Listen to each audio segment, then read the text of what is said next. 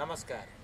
यी नेपाली खबरको सामयिक सवालमा 1 बिलियन राइजिङ प्रोग्राम कार्यक्रमलाई सफल बनाउन आफूलाई साउथ एसियाको नागरिक ठान्नुहुने कमला भसिन जुन भारतीय नागरिक हुनुहुन्छ तर साउथ एसियाको नागरिक भन्न कहलिन आफू मन पराउनुहुन्छ र यो क्षेत्रमै उहाँले ठूलो योगदान दिनुभएको छ। खास गरिकन महिला अधिकारको लागि, जेन्डर इक्वालिटीका लागि उहाँ तालिम दिनुहुन्छ, प्रशिक्षण दिनुहुन्छ, किताब लेख्नुहुन्छ। प्रशिक्षणका लागि नै काठमाडौँमा केही समय अगाडिदेखि आउनु पनि भएको छ।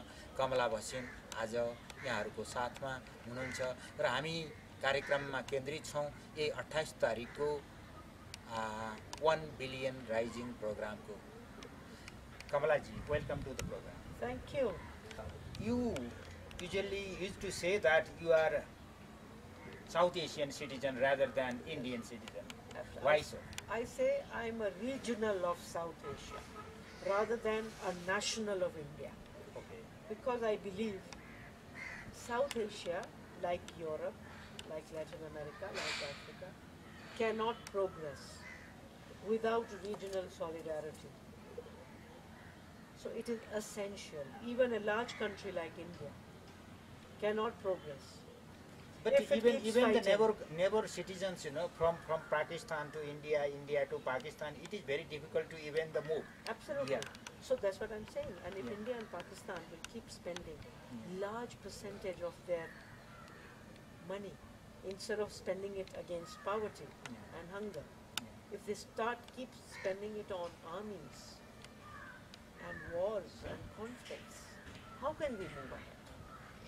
Secondly, a person like me, I was born in Pakistan in 1946, Really? before independence. Okay. So my identity is anyway mixed.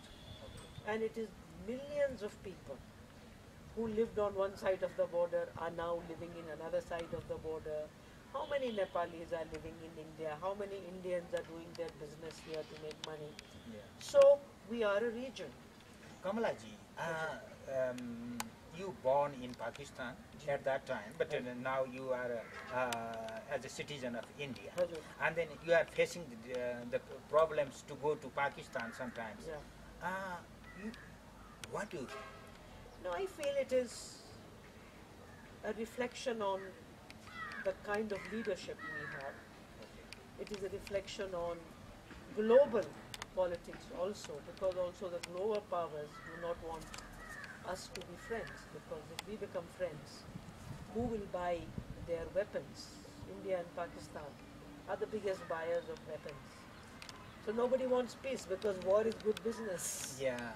When we talk the relationship in the level of people to people relationship, at that time always government comes with the so-called their version is that security. Because of security, you cannot move over there. Exactly. You cannot go. He doesn't come or she doesn't come because of security. Right. So they are just concerned about the security. It is really for the security for the people. You see, those people Yeah. who come and terrorize, they don't come through visas. Yeah. So the people who attacked the Taj Hotel in Mumbai, they did not go to the embassy in Islamabad and said, please give me a visa so that I can go and attack Taj Hotel in Mumbai. Never. So they know it and we know it, that it is not for security. It is just to keep people separate. You are here, we are talking in Dewa premises here, Yes. and then you have got your training program for a month, and during your sessions somewhere you are discussing about these type of issues. Kapilji, this is the 19th course I'm running. The first one was in 1984, exactly 30 years ago. And in this course we have 39 women from 10 countries, 8 of SAARC, 1 Iran, 1 Turkey. And we are talking about everything. We are talking about life. Life from the eyes of women, which is very different than it is from the eyes of men. So we talk about regional cooperation. That's why instead of doing a course like this only for Indians, why do I do it for South Asians? So for the last 37 years, I joined the UN when I started this regional work in 1975. Okay. So next year, 2015, it will be 40 years. I have never worked only in India. That's why I say I am a regional of South Asia. That the first time I came to Nepal It was was 1976. 76. 76 when I came for FAO's program, Small Farmer Development Project. There was this very innovative WDP, Women's Development Project, which was headed by Chandni Joshi at that time. Chandani Joshi. Chandni invited me Okay. about 30 years ago, Yeah. 84, to do a training Okay. for those women who were working there. So this is my home. Kathmandu is my home. Yeah. Islamabad is in my home. Colombo is my home. Dhaka is my home. And here are my friends. Yeah. When I used to talk to you, you just started to speaking in Nepali. So it is so surprising and praising as well. So as I said that you came here for the training. You came here for the program that will be scheduled for, that has been scheduled for 28th of this September. Right. It is a 1 billion rising program. It is just started since last 2 years, isn't it? So, will you just elaborate the objective of this program? First of all, on the 28th of September, the program in Academy Hall is not only about 1 billion rising. Okay. So I'll first speak about the other programs which are part of it. The first part of it on the 28th will be celebration of South Asian solidarity and cooperation. The 39 women who are attending the course plus 20 other South Asian feminists, Narivadi, and I'm proud to use this word feminist, Narivadi, will be coming, and they are core group members of Sangat. So these 60 South Asian women will be there, along with, I am hoping, about 700, 800 people from Nepal will be with us. So we will celebrate South Asian solidarity. Then we will have the Mito Memorial Award in the memory of a young woman called Mito Bhasin, who died at the age of 27.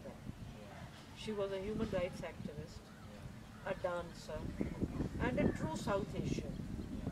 She also happened to be my daughter. She was doing her PhD at Balliol College, Oxford. In 2006, she took her own life. She was clinically depressed, and her PhD was going to be on the Muslim community called the Ahmadiyas. They are being persecuted in many parts of the world, especially in Pakistan and Bangladesh. So she was so concerned about communal harmony. In her memory, because of her being a human rights activist and a South Asian, I've started this award called Celebrating Social Commitment. Mito Memorial Award for Young South Asians. It is just started when This is the fourth year. 40. This is given to young South Asians under the age of 40. Okay. People who are doing something for society and not just thinking of getting green cards and going to America and Europe. This year, we will be giving the award to a Nepali woman, Ani Choing. Ani Choing Dolma.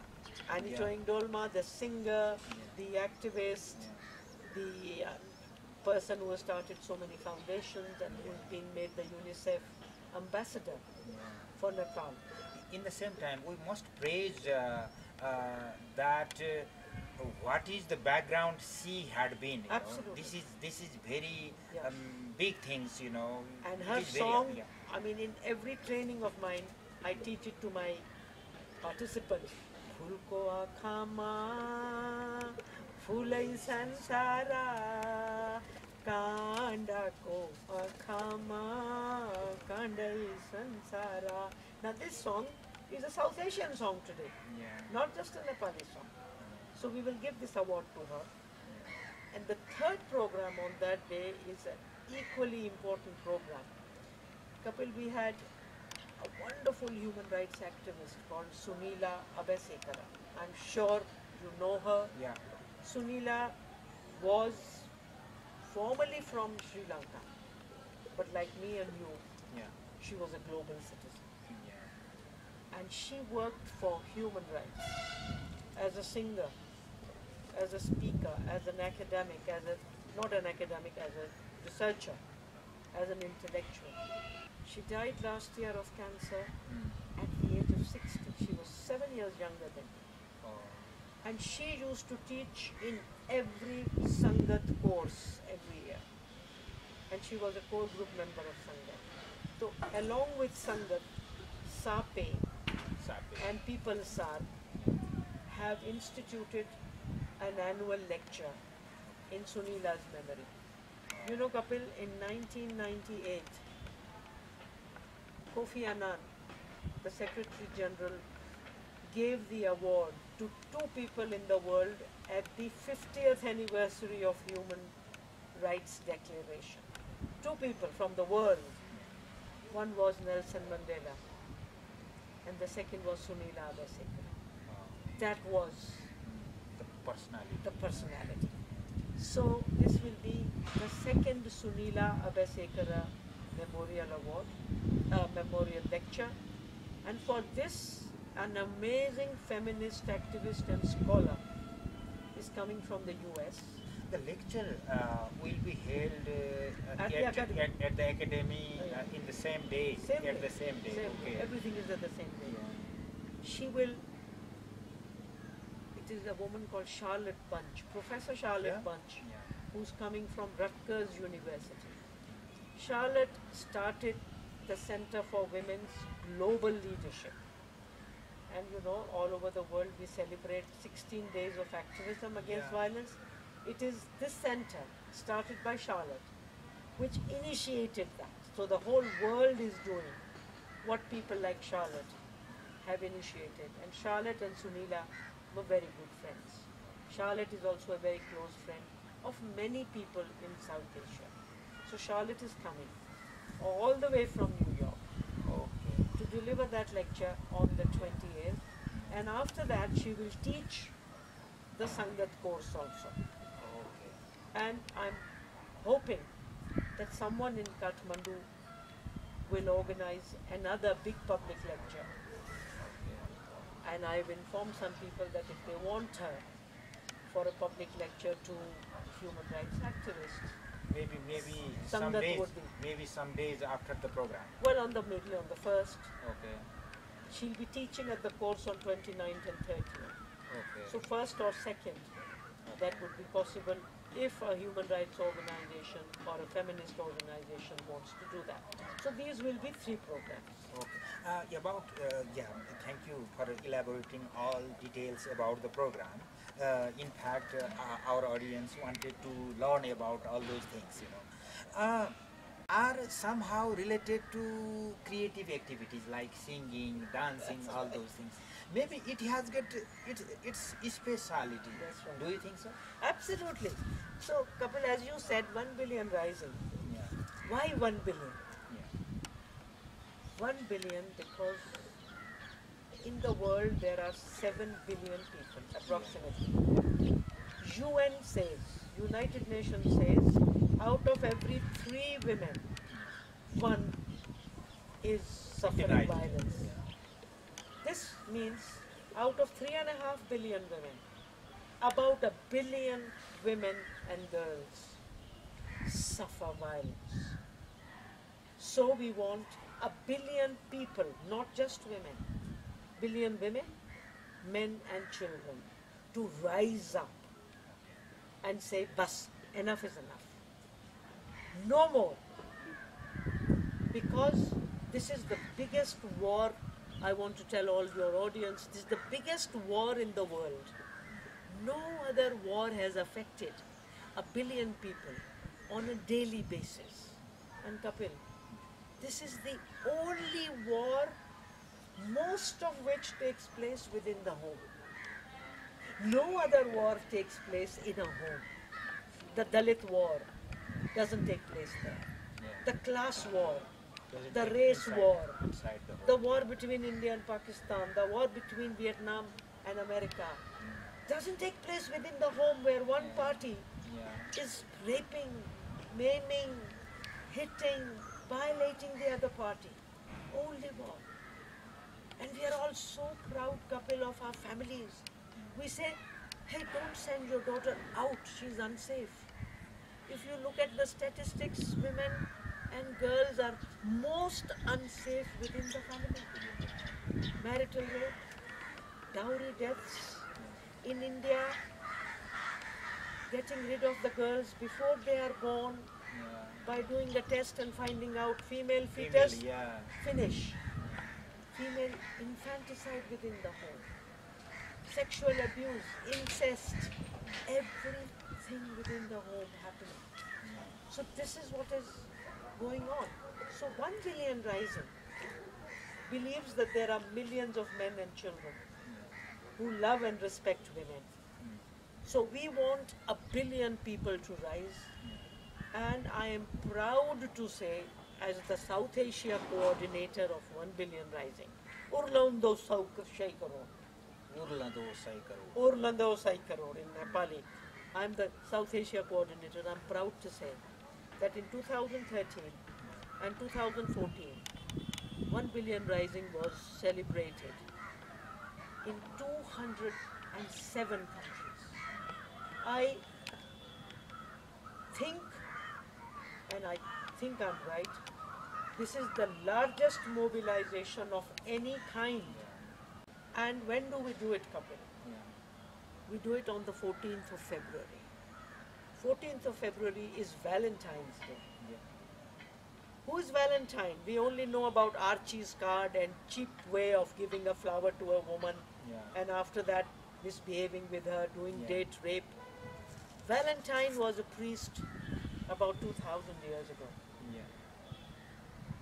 who fought for love and for marriage, because the king declared that young men cannot get married because they need to be in the army. And this young priest told young people, if you wish to get married, you can come to me. Underground marriage he used to perform. Kamlaji, but the concept of Valentine came little late to our community. You know, even in India, even in Nepal, Absolutely. it came very late. It came much later. Yeah. But now, all over the world, because of the commercialization of this, unfortunately, everybody is doing it. So, to sell the cards and bouquet like that. Absolutely. So, we have taken it because of the symbol of love, but not this cheap love of a card. Just love. Love based on justice. Men are not lucky as women, because even women have got desire. You cannot rape, but if I have got this type of emotion, bold type of emotion, that I can rape you. You know, the God. You believe on the God or not? I don't. You don't. And then you believe on nature. Yes. Yeah. Nature has given me. If I am violently emotion, then I can rape women. But women don't do this. So, male are unlucky. What do you think? I feel they're not unlucky. Yeah. Because I can't rape you, Yeah. but I have been given hands. I can strangle you if you are a child. Yeah. So it's not only that you have to use a penis to rape or to kill. We human beings have also been given a brain. And actually, Kapil, animals never rape. Male animals do have a penis, but they can never rape because they have to first please the female. The peacock has to dance for the peahen. The dog has to wait until the female dog is on heat, and only during that season can they do it. No male animals rape. I really don't think the male aggression is born in them. If male aggression was biological, Kapil, then how could we have Buddha? How could we have Jesus, Guru Nanak, Prophet Muhammad? All these men who talked of love and equality and justice. Then every man should be a rapist, but every man is not rapist. I know the most beautiful gentlemen, you one of them. So it is not biological, it's not bad luck. No man is born violent. Patriarchy, Pitritantro, Purush Satta makes them violent. When they are born, they are 2 years old, you go and buy for your son a gun. And say da da da da da da da da da da da da, dushman, dushman, killing, killing, enemy, enemy. 2 years. And today, they are watching the most horrible. Even cartoons, if you see them carefully, that Tom and Jerry, there is nothing but violence. And how many rapes they are watching on the television. How many computer games, how much pornography. So this violence in men is manufactured by patriarchy. And men have to understand that yes, patriarchy is giving them a lot of benefits. Lot of benefits. You are only 50%. You are sitting on 90% parliament seats all over the world. You are sitting on 99% seats of Supreme Court judges, vice chancellors. Women are doing all the dirty work for you and getting no money. These are benefits you have. I just put forward these hard questions to you, very, very frank manner, because, you know, recently one very sad incident, you know, it happened and then published in the newspapers. It came over the media that teenagers, adolescent girl, was raped by grandfather and then father as well. And when these things was sharing in the program, and I was about to tear. What? Yeah. Oh, you know, I am man. So grandfather was also man, and then like yeah.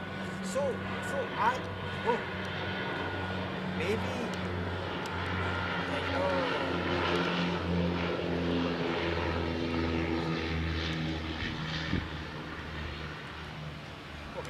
So that's why I put forwarded these hard questions.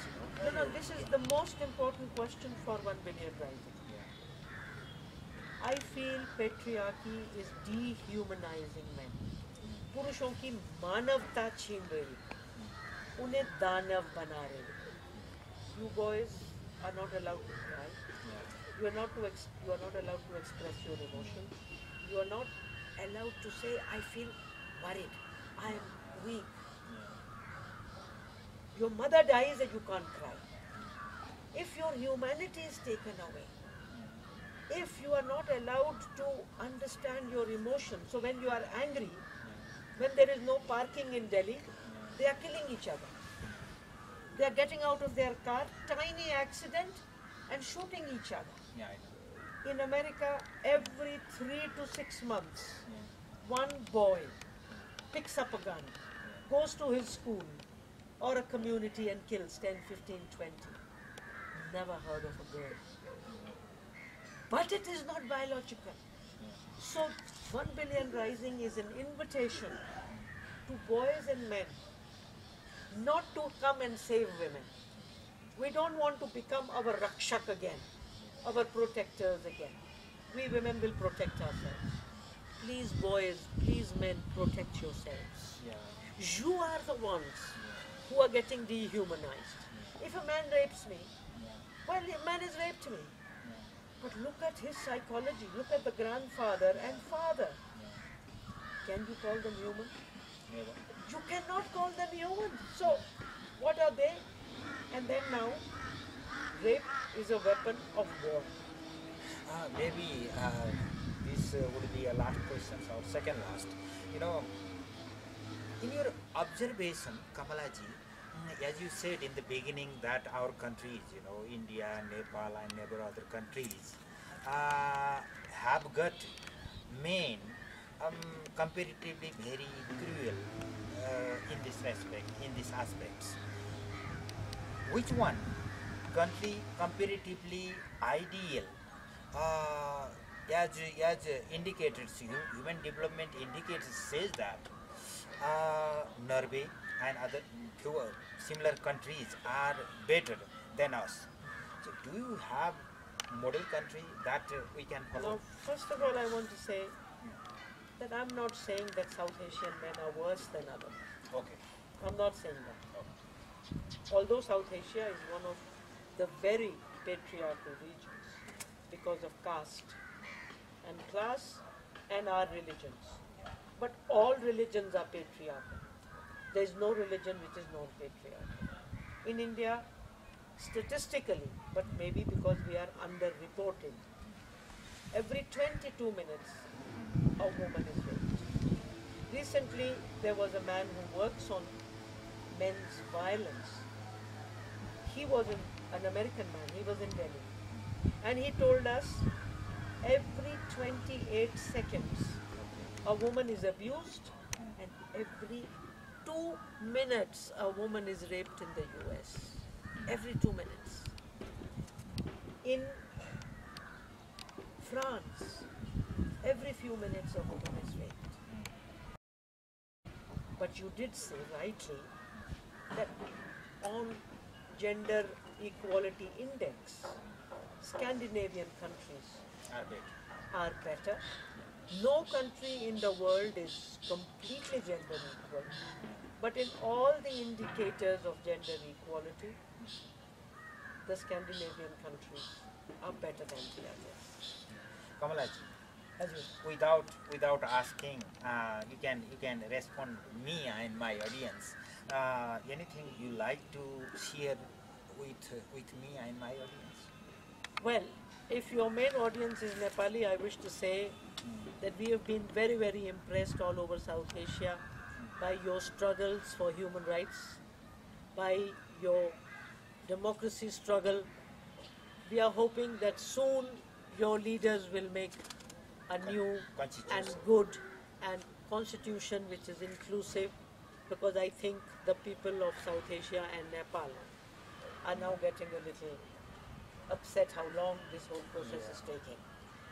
And since the women's movement here and human rights movement is so vibrant, this is why for the second time Sangat is organizing the launch of 1 billion rising in Nepal. 2 years ago when we did it, Madhav Nepalji, he was there. Hisila Yami, who was at that time the Prime Minister's wife and the leader of the women's wing of the Maoist political party, they were there. On the 28th also we are expecting all our women who are in the parliament, some of them to come and speak. In the press conference yesterday, the deputy speaker, a woman, spoke. She was there at our press conference and with full commitment. And a man spoke, Gauri Pradhan.